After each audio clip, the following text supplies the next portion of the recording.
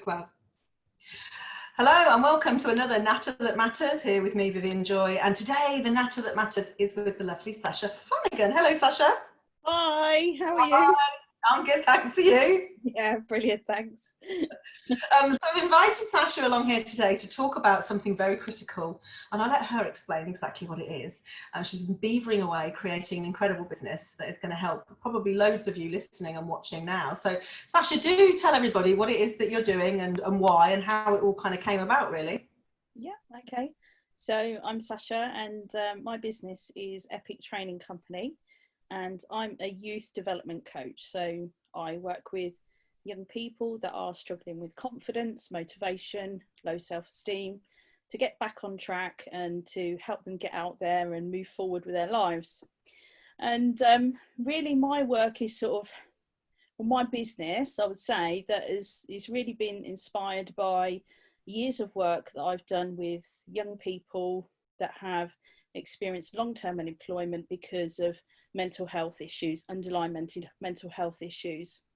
And I really wanted to create a program for them that would help them really to get off that ground zero level, that place of feeling lost, feeling uncertain, feeling clueless, completely directionless, and really start to think about what it is that they want for their life, for their future, for their career, really, and start to gain some clarity around that and decide what actions they want to take and then help them to move forward.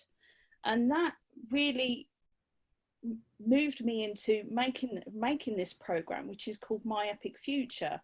And My Epic Future is a program that is designed to do just that, really. So yeah, that's my Epic Future program. It's your epic future. That's your epic business.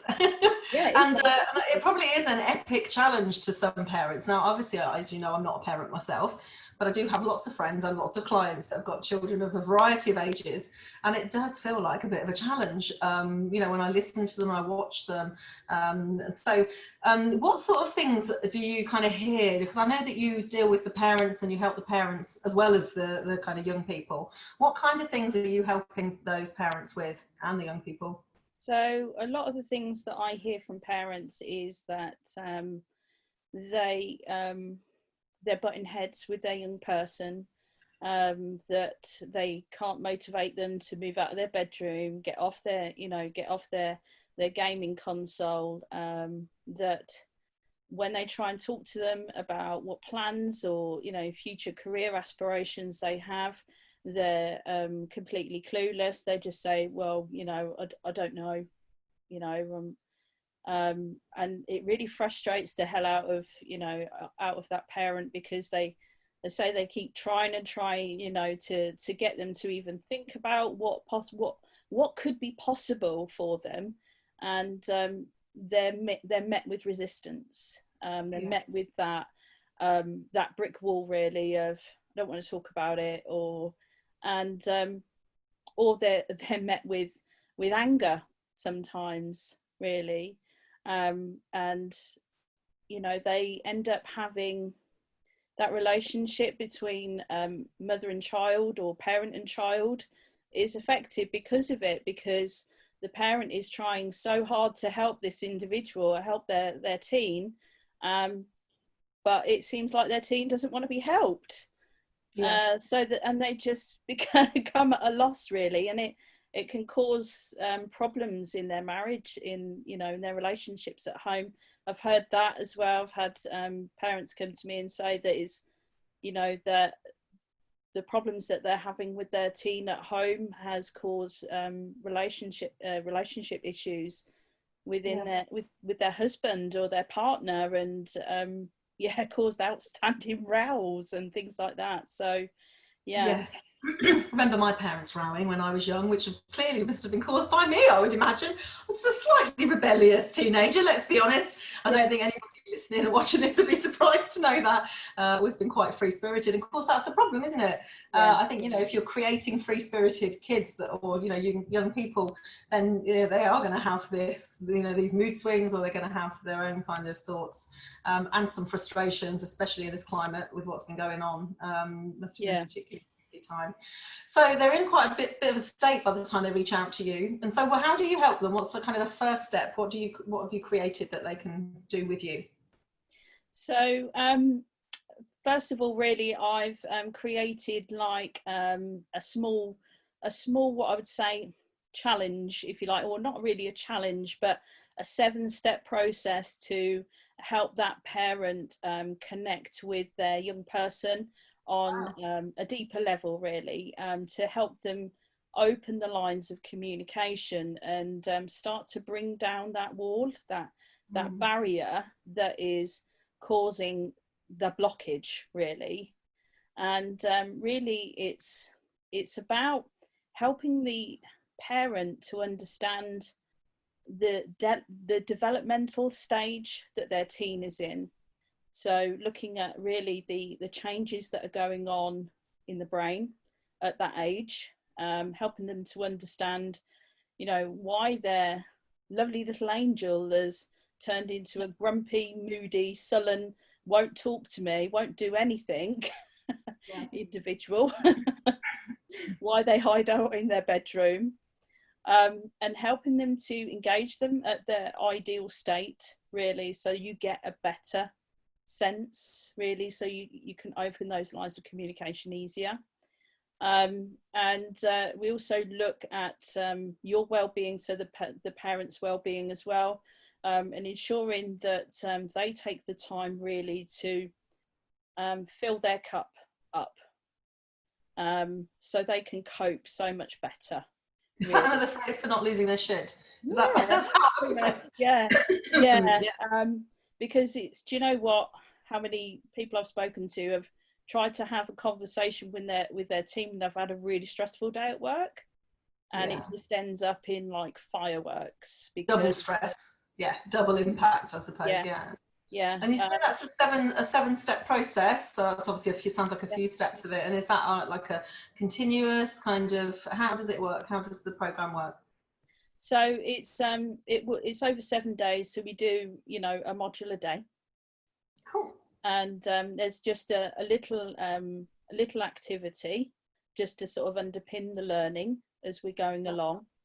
And, you know, you can try it out with your teen. You don't have to try it out with your teen. You can just take the activities and reflect them over them yourself, and then apply it later on if you want to.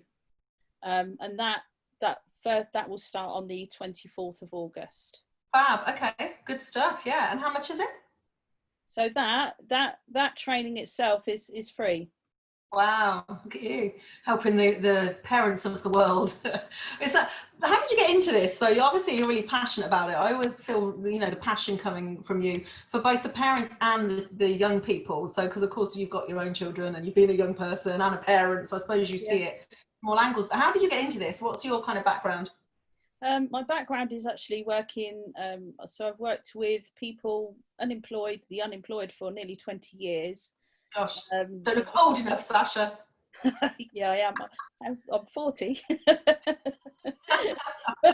you say that publicly? Yeah. So I started when I was 21, back in the job centres, and I did a lot of different jobs in the job centre. You know, employer engagement, work coach, workplace coordinator, working with young people in the workplace, etc. at that time. And I did that for about 13 years. And I moved actually into education, so post-16 education, in like further education, so a college, but also in training providers as well, working with long-term and unemployed young people. And I've done that part of it really sort of over the last 6 or 7 years. And I've worked with a variety of young people with all sorts of different backgrounds, you know, some that have come from lovely backgrounds, you know, nice mum and dad at home and have had a good education, but they've really stumbled across with their, you know, their confidence for some reason. They've experienced bullying or something like that.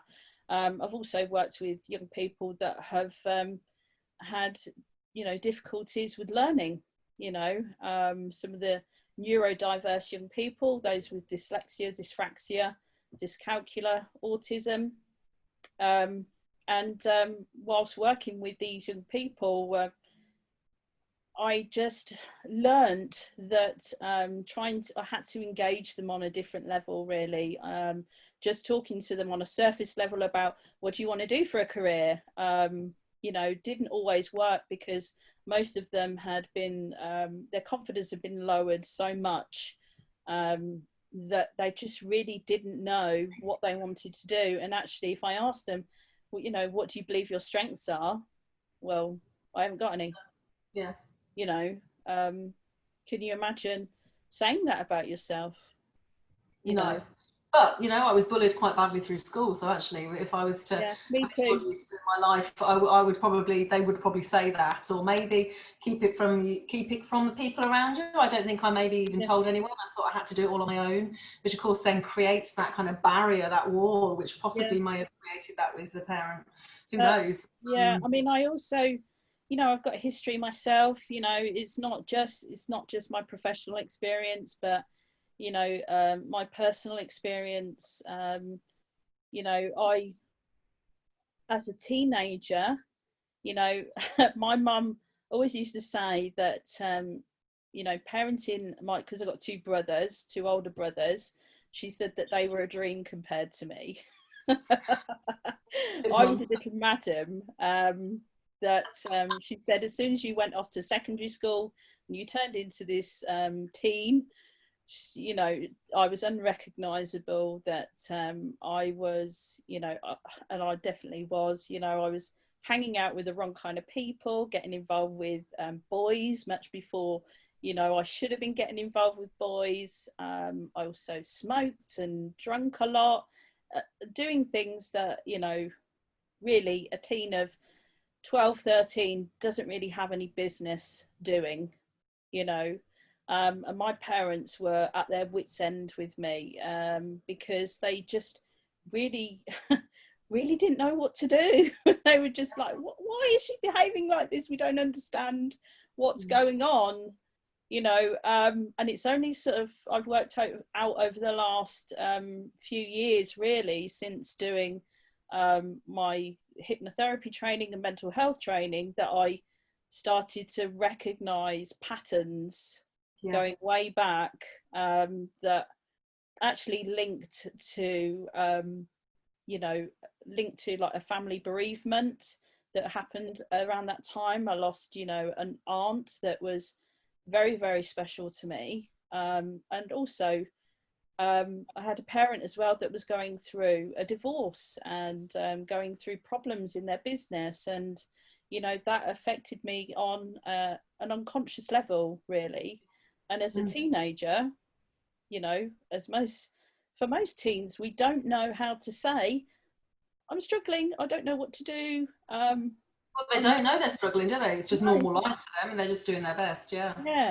And of course, at that age, you've got things that, you know, GCSEs, your studies, homework, coursework, you're trying to fit into a school, fit into a group of friends, all of those sorts of things, plus all the changes that you've got going on, you know, structurally in your brain and your body flying everywhere, you know. Certainly, I think it was a challenging time for me, and that started to come out in behaviours. So I started to, basically, I wasn't doing the things that I wasn't supposed, you know, I wasn't doing my homework at school, wasn't doing coursework. I got very much behind with school. I skipped school as well, you know, which is not unusual for teens experiencing this. I, you know, would have arguments with teachers, get letters sent home, teachers ringing my parents to say she's not doing this, she needs to come in. And I did actually, at the age of 14, nearly 15, I had a teenage pregnancy. So and that was around the time that I'd lost, lost my aunt as well. So I was grieving for my aunt, and also I was pregnant as well. And Blimey, gosh. So when you say you've got personal history, I mean, like, that's obviously a snapshot of it as well. You really have, yeah. Gosh, and so, well, thank you for coming on. I mean, so 24th of August, I'll tag you in this so that you can drop the links to, because you're running that in a Facebook group, aren't you? So that you can drop the link and get people to be able to come into your Facebook group, which I know you already post lots of really useful information and kind of stories and all sorts of things in anyway to help people through, well, what has been probably the most tricky time, I would imagine, for a lot of people anyway. So, yeah. Is there any advice you can give right now to anybody that's struggling? And I'm sure there are a few watching this and listening to this. Are there any kind of tips you can just quickly share? A little inside. I would say that really probably one of my top tips is around listening skills. Really, it's when talking to your young person, or they come to you actually, because sometimes it's it takes them a long time to work up the courage to come and talk to you about something that's worrying them. And they can come along at the most inopportune moments, probably when you're trying to get dinner out and all of that sort of stuff, and they'll come along and they'll say, "Mum or Dad, I need to talk to you," or they'll just blurt something out that you go, "Oh, I've not heard that before," rather than carrying on with what you're doing. Or if you're on your phone, put it down, turn the dinner off for a minute, put the plates down, turn the oven off for a second, and just give them that time, and do it without anything in your hand, and just take them, maybe it's take them out in the garden or take them off into their room or something like that, and just really give them the time. But instead of trying to fix, whatever problem it is, then just listen. Just button that for a minute. Focused listening, do they call it? Yes. Yeah. Button that for a minute. Sounds like it makes super sense, but I would imagine when you're in the height of like normal day life and stress and everything around it, not probably quite so easy, but great. It can be challenging, but you could be missing out on a moment where they're coming to you to actually really open up and talk to you about something, and quite often they're coming to talk to you because it's at explosive point, it's at boiling point. They're stressed out to the max and they're going to do something silly, or they're going to, in tears, so give them that time. Good tip. So what's next for your epic future, Sasha? What happens? What's your vision? What's your kind of mission, if you like? So my mission really is to get, help young people as much as I possibly can, really, and sort of really work on transforming, or that revolutionizing that emotional well-being for young people, and giving them the platform really in which to talk about themselves and talk about how it is for them. And I would really, really love, and this has been a dream of mine for a while, is to actually train my own epic future coaches. Oh, how lovely. They will be young people, they will be graduates of my program. Homegrown, as they call it. Yeah, homegrown, epic future coaches, in schools and in training providers. I can see it. How fabulous.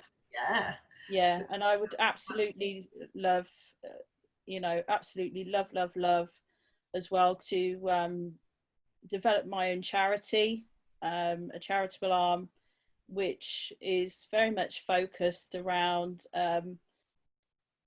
giving coaching to young people that to families that can't afford it, that really don't have the luxury really of being able to do that. You are speaking my language, as you know. If only you knew somebody that had a foundation that helped people start charities and not-for-profits. If only you knew something. Yeah, lovely vision for the future. I feel quite sure you'll make it happen as well. I know this is kind of the beginning, early stages for you, well, not for your career because you've been doing it for years, but actually doing this online and taking it out to where it needs to be. So well done for getting where you are and for helping people. That it's not that typical that people do this side of it, is it? It's the children and the parents, or the young people and the parents. So it's really lovely that you can, because they've both got issues, haven't they? They've both got situations. So it's lovely that you can bridge that gap. So carry on your good work. And if I ever have a child and I have a problem with it, I'm definitely coming to you. Let's put it that way. And if anybody I know comes to me, I should just point them in your direction, as that's not really my bag. So I'll stick with business owners. Thanks. Thank you very much for being here, Sasha, and hopefully you'll come back and let us know how you're getting on. It'd be really lovely to know when you kind of go into your new developments of things, and definitely post the links to the 24th of August so people can get into your Facebook group nice and early and ready for that, so that they can get some new skills and some clarity. That would be amazing. Thank you very much for being here. Excellent. See you soon. Bye. Bye.